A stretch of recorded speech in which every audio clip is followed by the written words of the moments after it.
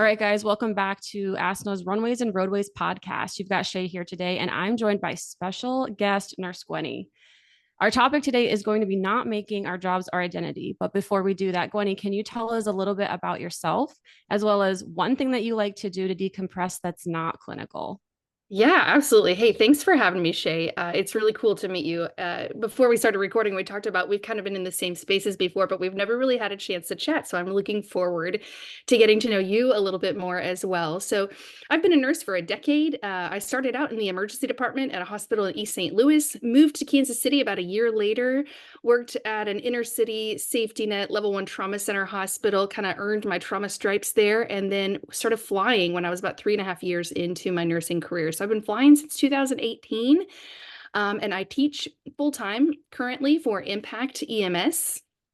I develop and teach our critical care course called the Flight Medical Provider, and then I fly PRN, usually about 124 a week, and then I still work in the ER PRN, and then I have Nurse Gwenny as a side gig where I just do online, just little snippets of education here and there. And not to steal our thunder from our main topic here, but decompressing non-clinical, that's the I think it's the foundation for us to maintain our mental health as clinicians. And like my hair is a little bit of a dumpster fire right now because I decided 2 hours ago, I was like, hey, I said to my husband, you want to go for a really quick run this morning before I do this podcast? And so we just got like my cheeks are still red and I'm still sweating. I had to shower and dry my hair really quick. So just being outside, spending time with the people I love and not thinking about work, not being consumed by all things flight nursing. Yeah, I think you're right. That's going to tie perfectly, I think, into our discussion today about not making work our identity. So before you give us the answer to that question about how we don't do that, I was wondering what made you feel passionate about that topic in the first place? Yeah, so I get a lot of people that might DM me on my Nurse Gwenny platforms, and they'll say, like, I just love how passionate you are about nursing. And I always tell people, actually not. I'm not passionate about nursing at all. Do I enjoy it? Yes. It's a really cool career. I really like spending time at the bedside in the emergency department. I don't ever like my husband keeps saying, like, at what point are we not going to do 3 jobs in a side gig? I'm like, well, I don't like I don't want to give any of them up. It's really cool to be an ER nurse. I really like being at the bedside and getting to do the whole spectrum of acuity. One day I might be in fast track taking care of strep throat and a broken ankle, and the next day I might be over working the trauma base and taking care of, cardiac arrest and big traumas and things like that. Flight nursing, I love that every single flight is a critical care patient. I love that there's an aviation component of it, that we have to stay focused on safety. It's not just taking care of my sick patients, it's also keeping eyes out, looking for safety, and managing a lot of details. That is really fulfilling to be so cognitively challenged like that. Um, so I really like the jobs that I do. They're really fun, they're really fulfilling, but that's not my passion. And I think for some of us, this does become our identity. It becomes our sole passion. I am passionate about who I am as a wife and as a mom and as a friend. My job at one point in time was my number one priority. It is not anymore. And I think it's so, I was thinking about in the truck this morning as I was just kind of like mentally preparing for what we would talk about. And it's so typical, right? Think about all the people that you work with, anybody who's been doing this for very long at all, right? Anything more than 5 or 10 years. We all know that most of those people at some point have like a total life crisis meltdown, right? Think about all the people that you work with. Can you think of even one who hasn't had a chapter in their life where their cheese slid off their cracker there for a little bit, like they were off their rocker? We all go through that. And I think a huge component of that is that we make this job our identity. We adopt this like martyr mindset that like I have to sacrifice everything else in my life in order to be a good flight nurse or in order to be a good paramedic or whatever the flavor of your job is, right? And so we could take this conversation a thousand different directions, right? How it impacts safety, but I made it my identity when I became a flight nurse, right? Like I made it my profile picture, the classic standing in front of the helicopter with your helmet under your arm, and taking pictures every shift, like helmet hair, don't care. Like my whole life was consumed in all things flight nursing. I picked up every available overtime shift. I was studying constantly. I was listening to podcasts every time I was driving to work. It consumed me. I had all of the t-shirts. I didn't have a sticker on my car. I never went that far. Okay. There's a But line to be drawn. there is, yeah, yeah. There was a line even I didn't cross. But it was my identity, and that's so dangerous for us because when we make that our number one priority, it'll cost us everything else, right? And for me, it did. I did That eventually kind of have an implosion because this can be taken from us at any point in time. And for someone to think that won't happen to me, like I'll be a paramedic always, no matter what. I'll be a nurse no matter what. Like I love this company. I love this job. It can be taken away from us so quickly, right? We use our hands so much. If our hands are non-functional, we lose this job, right? If you do something as silly as,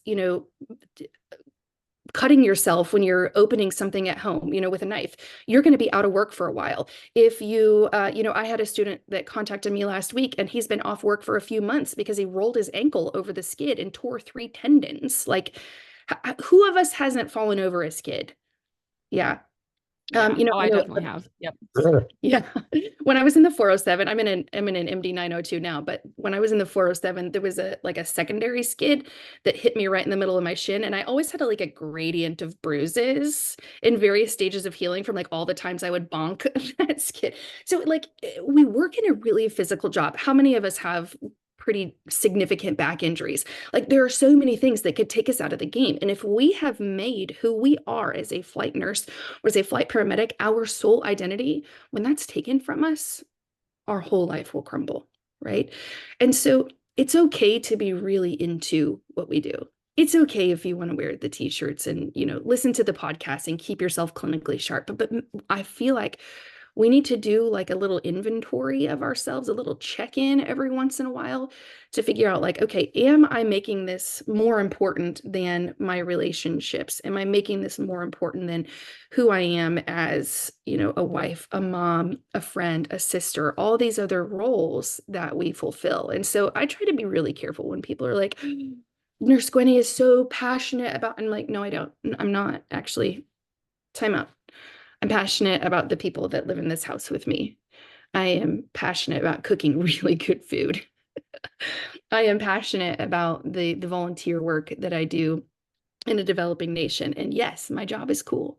I love doing it. It's cool as heck, but I'm not passionate about nursing anymore. I used to be, but I learned my lesson the hard way.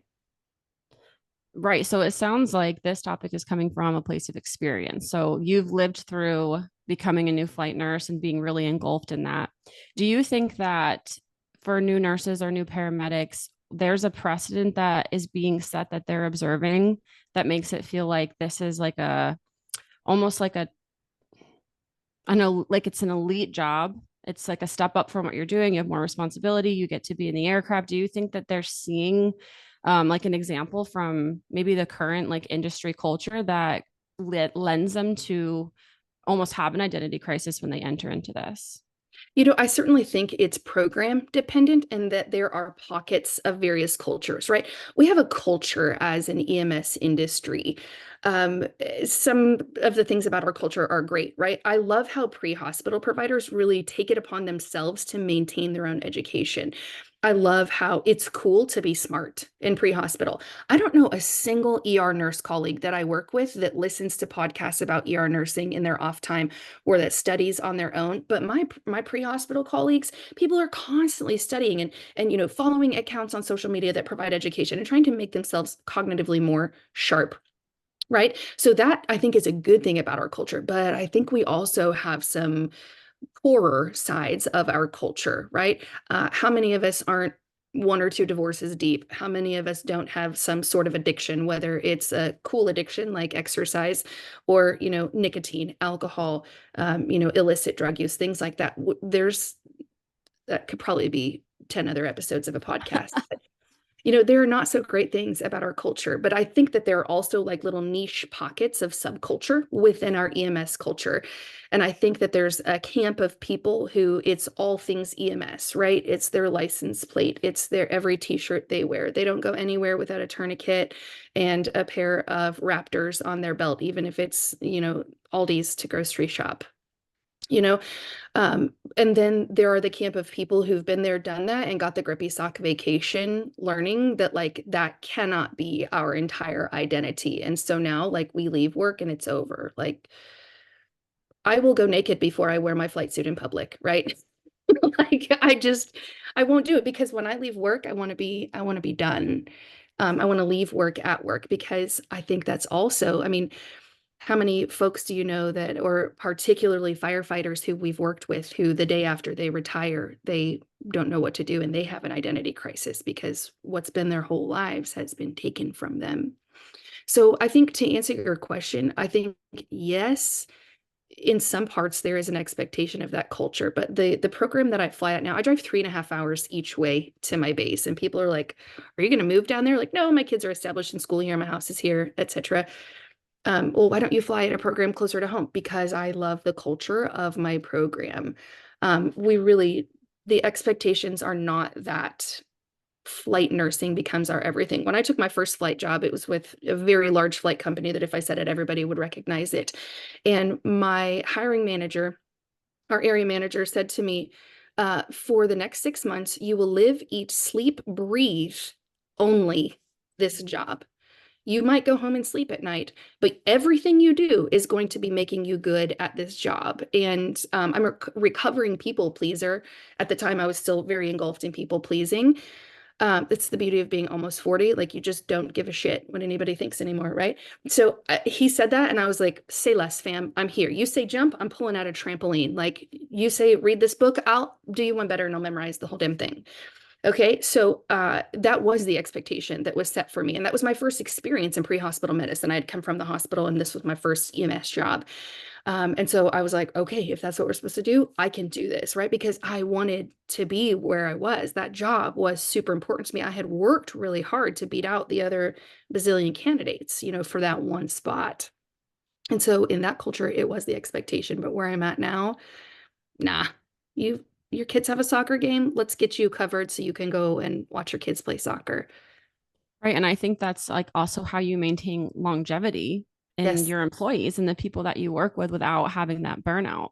Do you Yeah. think that when somebody is in the midst of this almost identity crisis where work has become their full identity, do you think you can tell when that's a peer when you're working with them? What are some of the telltale signs that somebody is kind of caught in this when you're actually working with them, say like as a partner or having, to share a base with them? That was a phenomenal question. And I'm beginning to wonder if you had like a previous career in journalism because you're asking some really good questions. So we think that we are really good at covering this up ourselves.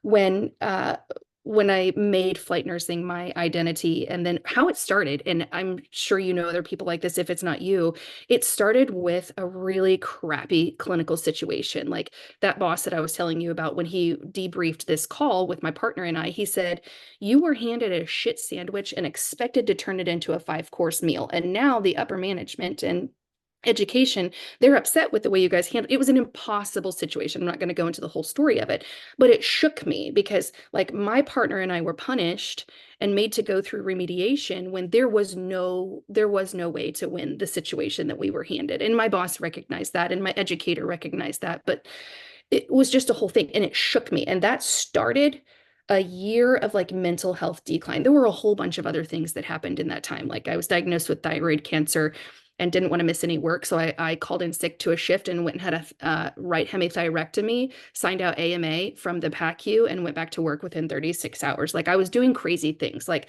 my 14-year marriage had crumbled because I was working 100, 125 hours a week. Like a whole bunch of things were happening in my personal life, but a lot of it was precipitated with my obsession with my job was my top priority, right?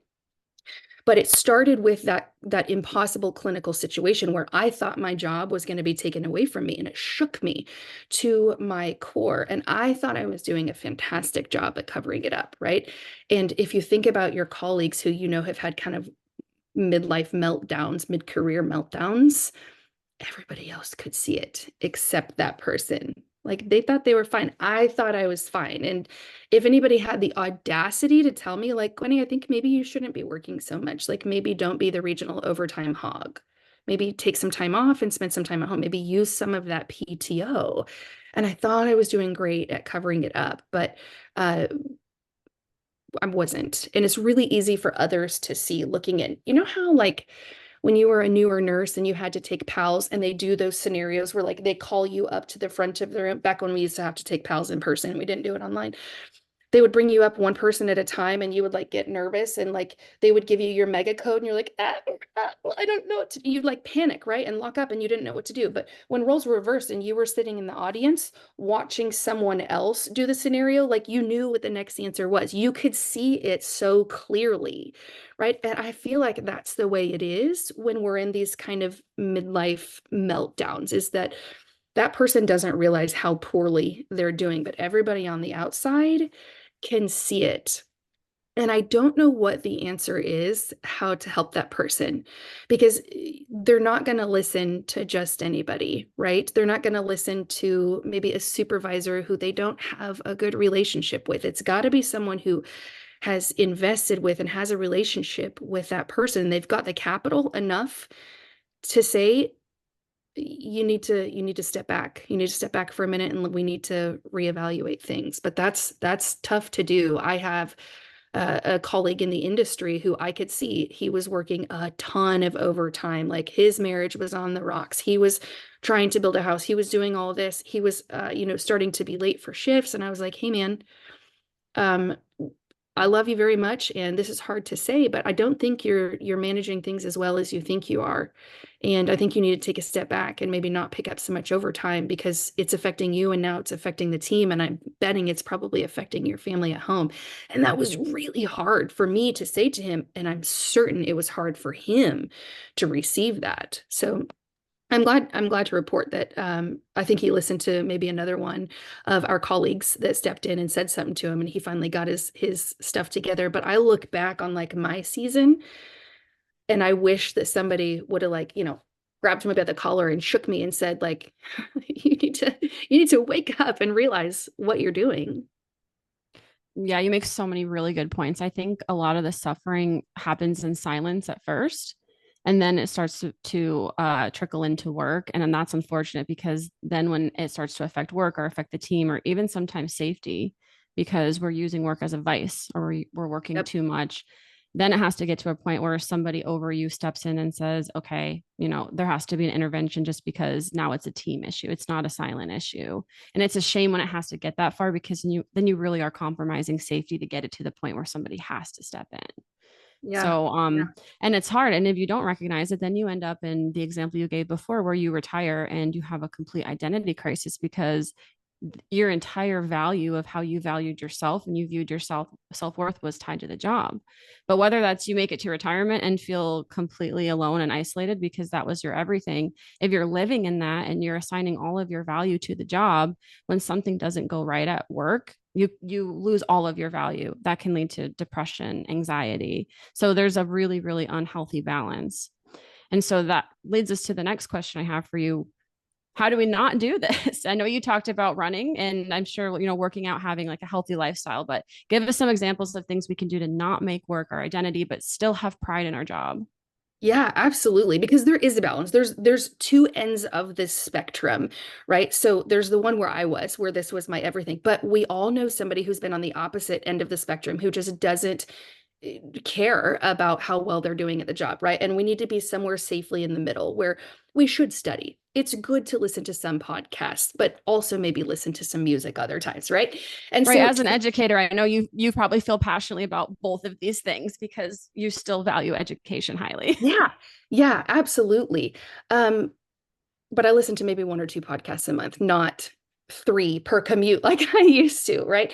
And so I think the most valuable thing we can do is build and establish resilience before we get to the point of crisis. We need to maintain it, right? I get my truck oil changes the moment it needs an oil change because I don't want to wait until my truck is, on the side of the road smoking and I've got a flat tire because I didn't get them rotated. And right, we have to maintain it. And so having an ongoing relationship with a therapist where you might not have to see them all the time, but maybe you do like monthly check-ins. Or maybe you have a season where you're like, things are great. Can we touch base in a couple of months? I've got a busy season of, my kids are home from school for the summer and we're taking a vacation. Let's check in a few months. That way, when you do experience crisis, you have a safety net. And so doing things like sleeping properly, right? That was a big thing for me. I was sleeping 2 to 4 hours a day for about a year, and it took a toll on my health. It took a toll on my mental acuity or my mental sharpness, not acuity. I don't know why I said that. My keenness, it impacted me in so many ways.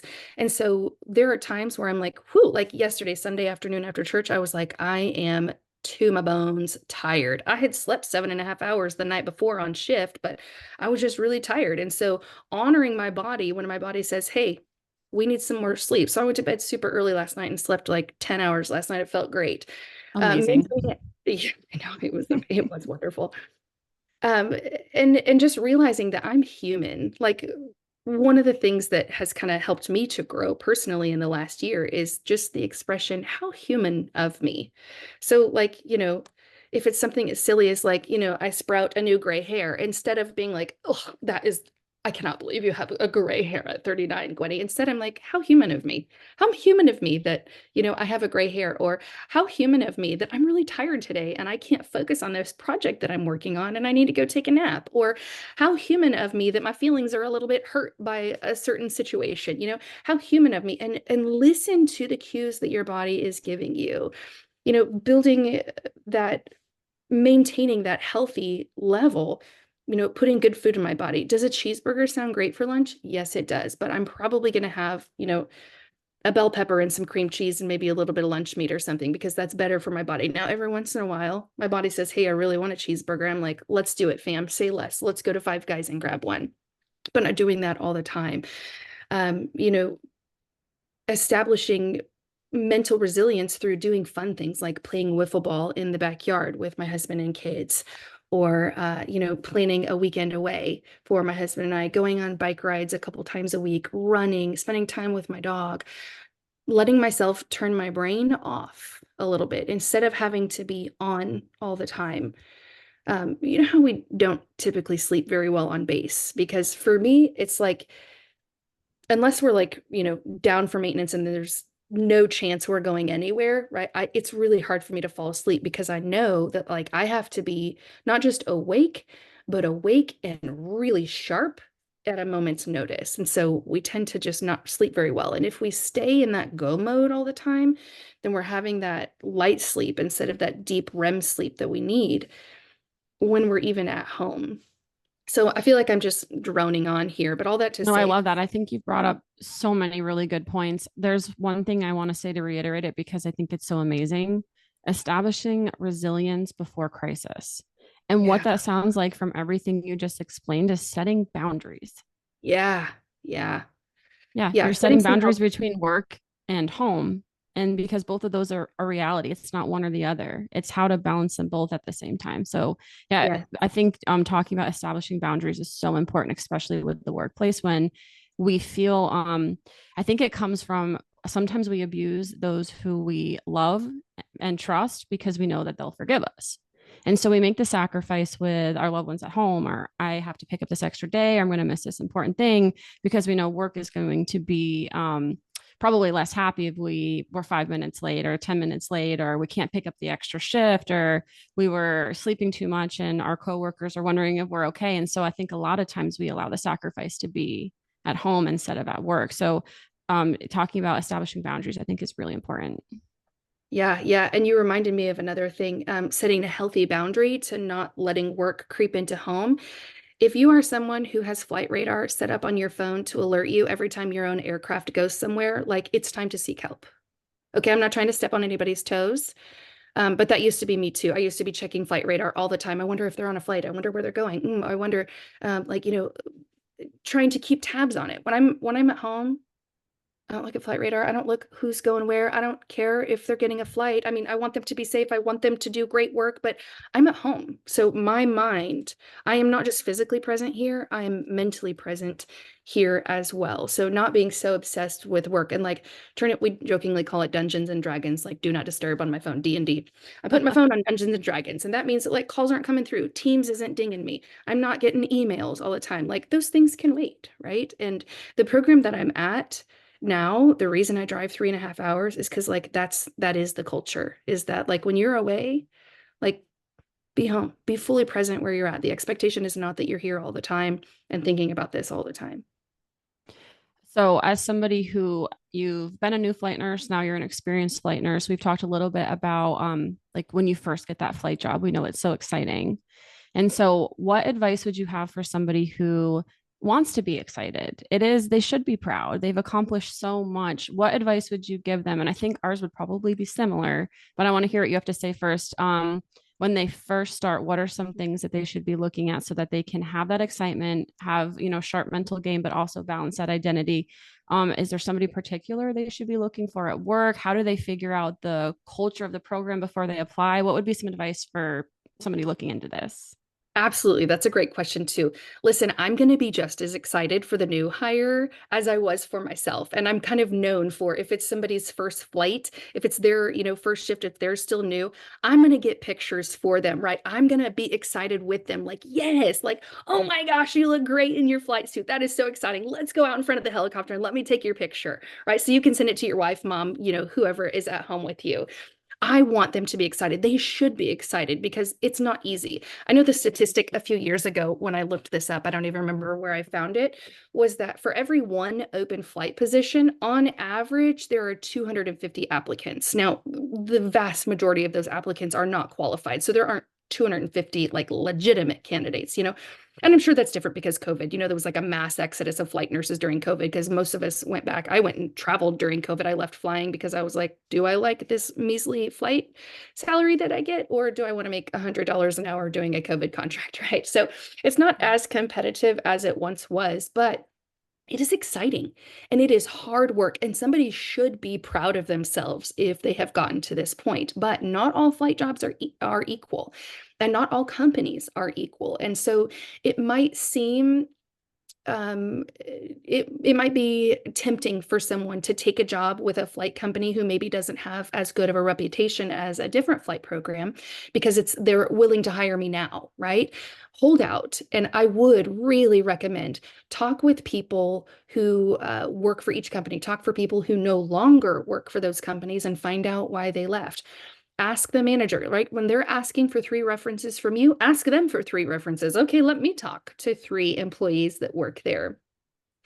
And find out why this job is open. So the program that I'm at, we have very low turnover. People wait years to get hired into this program because people don't leave because it's such a healthy culture. And I know other programs who they always have open positions on their website because their turnover is so high. So hold out and wait for a healthier culture, someone who values safety. Even though it might mean you have to wait a little bit longer, get the right job instead of the right now job. So yes, it's okay to be excited. It's okay to post it as your profile picture and to have a t-shirt with your program on it, right? I don't mean to sound trite about all of those exciting things that we all did as new hires. But also just make sure that your priorities are where they should be. Think of that healthy spectrum of one end is obsession with the job and the other end is not caring at all about the job. Find a healthy place in the middle and look for a work mom, a mentor, right? My friend Meg I can't call her my work mom because she's not that much older than me, but my work big sister, right? And I still will hit her with questions sometimes. And sometimes it's a clinical situation, sometimes it's a life situation. A lot of times it's about houseplants because I'm really trying hard to be a plant mom and she's a horticulturist on this side. But getting a mentor that you can just bounce ideas off of, it's hard. It is really hard to be a new hire, right? Even if you're experienced coming from another program, learning the new program, um, it can be very difficult, right? There are expectations, maybe preceptors are a little bit micromanagerial and they're breathing down your neck and you're like, bro, I know how to chart. Like, just let me do my thing. It can be hard. So get a mentor to help you maintain kind of that healthy place on the spectrum, but also someone just to kind of help walk you through that orientation stage. At various programs, it's different lengths. At mine, it's about a 6-month orientation program. I know at some places you go right onto the aircraft as the second rider because they have a small aircraft that doesn't accommodate third rider status, but no matter where you're at, it's going to be a difficult process, right? You're going to have that initial first excitement, and then you're going to have that first really rough call where you don't know what you're doing, the patient crumps and things go wrong, and you're like, what have I done? You've got that imposter syndrome. Get somebody to walk you through it. Guys, I know you might not be able to see this video, but Gwenny literally just drew out like the Dunning-Kruger, I think it's called curve with your finger on the video. That's Yes. awesome. Yeah, pit of despair. It's down here somewhere. Yes. Yes. Yeah, you make so many really, really good points. I hope that this makes its way to those who need to hear it because like it shouldn't be intimidating. It should be exciting and it should just be wanting to be held to a high expectation. But really, I think the best point you made is healthy mentorship. So it's that mentor that's going to be excited for you and let you be in that moment, but also set a good example of balance. And what this reminds me of a little bit is so I started at a new program as well recently, and it's always like interesting to have experience and then but still come in and be the new person. And so you're trying to find that balance of, yeah, I know a lot of things from before, but I also want to, be able to be molded to like new culture, new operations. And so you're on your best behavior. You want to get to know everybody, and you'll have those preceptors who are like, yeah, setting the standard. Here's the standard. Here's the standard. Where are you at? They're trying to fill you out. And I love when I get a preceptor who just breaks that third wall with me and is like, I know it's hard. It's a lot. Whether you have experience or not, we have all these check marks you have to check. And I'm still going to let you prioritize your life too. You're on orientation. Do you need to take a 30-minute nap because you're tired and you have a life going on outside of this and stressors at home that are high? Like, what's your risk assessment today?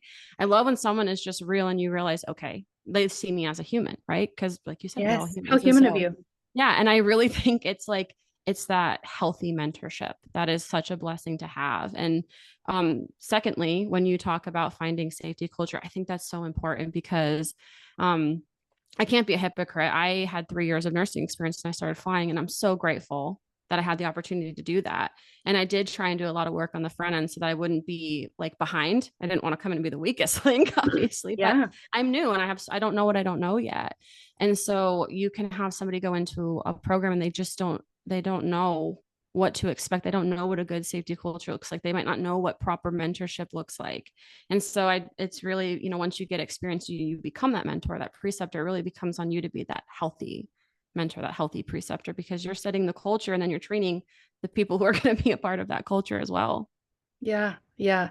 And I think probably if I can just give a new hire one bit of advice, it's be coachable, right? And coachability entails a lot of sub characteristics, being humble. Like even if like the program that I fly for now, I've only flown for them for 2 years. I had a handful of years of flight experience with a couple of other companies before I came to my current program. But I couldn't just come in and say, well, the way I've always done it is this way. And here's how I was taught at my other flight service. Like you were describing, you're new at your program, coming out and finding out how do you guys do things? Because there's more than one way to skin a cat, right? And so learning what's the culture here. So be humble, be ready to listen to your mentors, take feedback and know that it's not a personal attack. At least it should not be a personal attack. If you get a salty old medic, right, who's kind of being a jerk face poopy head, um, that's not healthy. That might be a personal attack, but most of our feedback should not be a personal attack, and you shouldn't take it as such. And that goes back to if my whole identity is in this job and someone gives me feedback that I didn't do it perfectly, if I'm staking my identity in that, that now wrecks me. Be okay with receiving feedback and know that it doesn't mean that you're bad at this job. The expectation is that you're not perfect, right? They didn't hire you to walk in and immediately be good at the job. They hired you so that you would walk in and listen and learn. So be coachable. And I think that will help you to be really successful in stepping into your role, right? Realize how human of me that I'm starting a job and I don't already know how they do everything.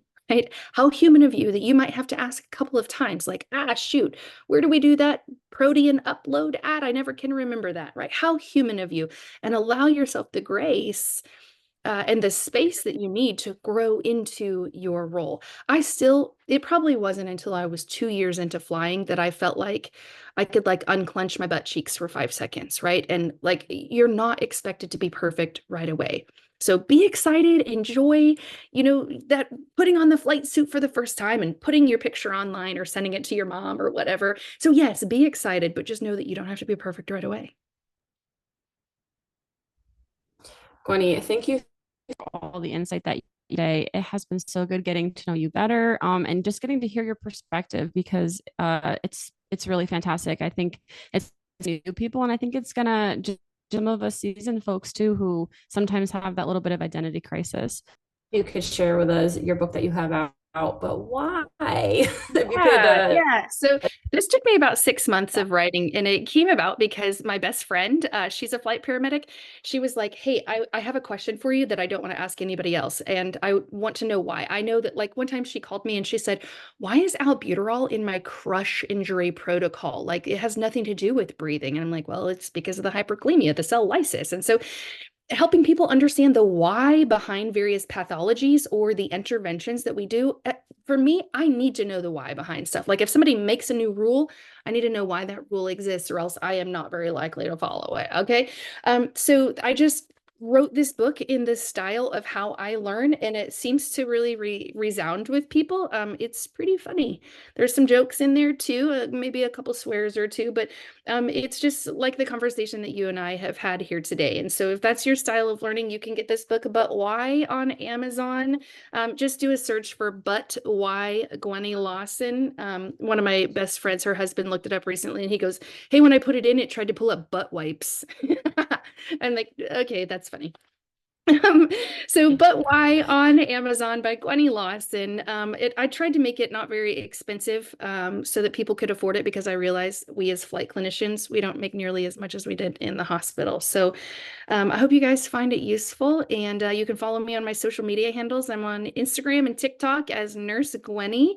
And I would love to hear from you guys. I love learning from my followers because like I have not like arrived at some pinnacle point of I know everything. Like I still learn stuff all the time. I was watching YouTube videos over the weekend for some vent stuff that I didn't understand. So teach me something, inbox me and teach me something.